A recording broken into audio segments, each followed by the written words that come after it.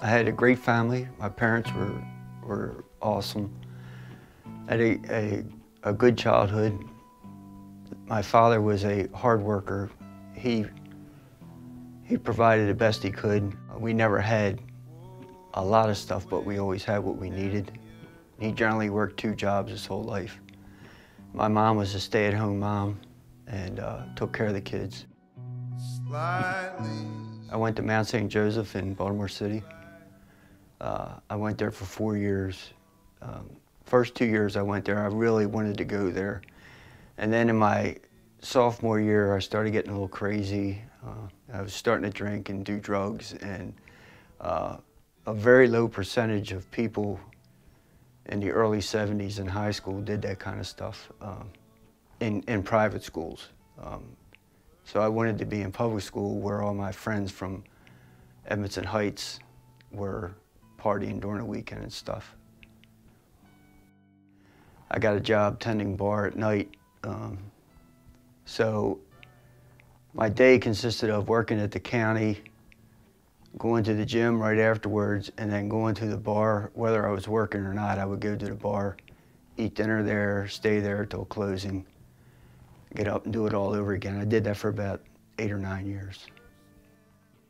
One night, my best friend, he went out to get in his car to go home, and the night before he had driven home without his lights on. So I just ran out to see if he had his lights on, and there was 2 guys trying to pull him out of his car.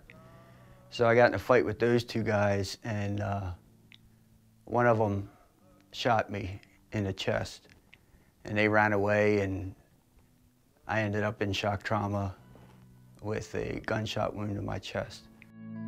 I didn't even realize I was shot in the middle of the fight. And I had 2 holes right on my chest. It was all black there because he had the gun right on my chest when he shot me. So then I was upset, and I looked down, and I was just blood. The whole front of me was just blood. He said the bullet should have gone into one hole directly through my heart and then out my back. And he couldn't explain why it did what it did. He said if it was a .22, that would make sense, but it was a higher caliber bullet. We went to shock trauma. They were looking for exit wounds. They couldn't find any. They said the diameter of the bullet hole was too big to be a .22. I know nothing about bullets, but he said the .22 would have gone in and ricocheted all around, but anything higher than that should have gone right through me, and they couldn't find any exit wounds. So finally, they stuck something that looked like a pipe cleaner through the one hole, and it came out the other hole. So what had happened, it had gone in about 1 3/4, 2 inches, made a 90-degree turn, went over about 3 inches, made another 90-degree turn and came out and grazed my shoulder when it went by. The doctor asked me to come in his office, and he said, he doesn't tell anybody how to live their life. He said, but he had no medical reason for me to be alive that day. We moved to Harford County, and by that time I had 2 children. They were both very young. And I had stopped doing drugs for a long time before that, but the drinking was what was, drinking and gambling was what was ruining me. But after the kids came, I started slowing down a little bit. And then my wife started attending church, and she gave her heart to Jesus. And I didn't understand what that was all about. So I went to church for 2 years, kind of sitting in the back and not participating and not even wanting to be there. And then one day, a traveling evangelist was there and said that there was people in the room that were just sick of living in sin. And I found myself getting up out of my seat and walking down the aisle toward the front of the church. And the whole time I'm doing it, it was like in the movies where you had an angel on each side of your shoulder. One's telling you to sit down, the other's telling you to keep walking. And I didn't realize it, but she was behind me. My wife came down with me, and we got up front, and the man told us to go into the choir room. So we went in the choir room, and he verbalized the message of salvation, about how to accept Jesus into your heart. And it just clicked that day. And I gave my heart to Jesus, and everything changed after that. Everything.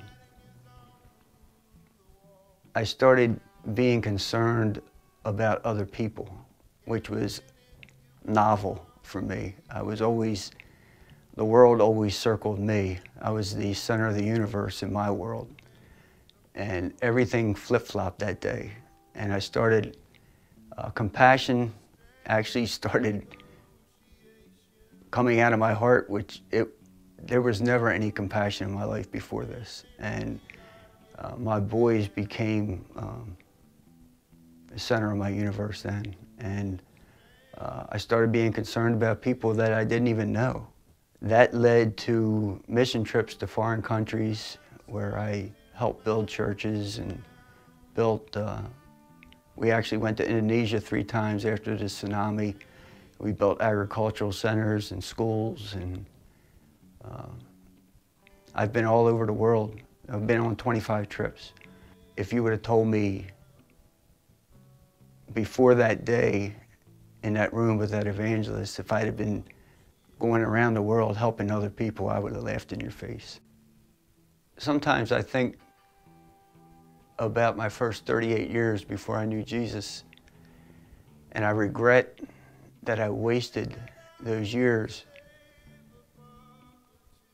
But I've come to realize that those 38 years are part of my story. Consider the cost. You find the lowest prices every day.